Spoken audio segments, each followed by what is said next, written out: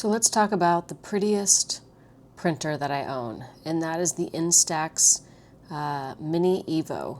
So this is a Polaroid or INSTAX camera, it's Polaroid style, that actually has a digital aspect to it where you can take pictures and then review them prior to printing. You've got a couple of buttons here for playback. It does have a side over here where you can access like a mini, it's actually on the bottom, mini SD section and charging. I'm always worried every time I do that it's gonna rip or break.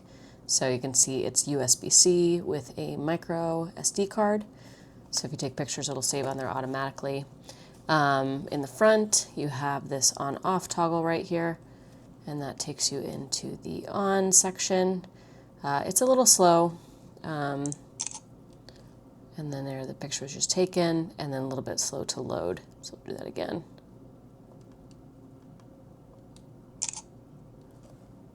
And there it is. And then you have a dial on the front that you can end up changing, you know, if you want like lens blur or some sort of filter, half frame, that you can either turn with the front of the lens, or there's a little knob right here that also allows you to do kind of that same thing for different like looks and simulations.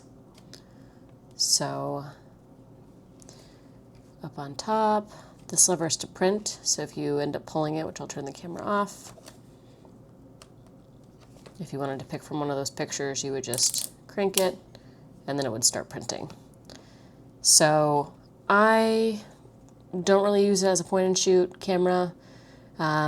I think I would have been better off just buying a regular INSTAX printer. It does look really nice, but I will just caveat and say that this thing is entirely made of plastic. So if you're thinking like it's a high quality construction, think again. It's very cheap feeling, especially for 200 bucks. And then, yeah, I mean, I think battery life's overall pretty good. It does have this little flash. This is supposed to be so you can kind of see yourself if you took a selfie. I don't even know what this button does. Probably should know, but I don't really use it as a camera.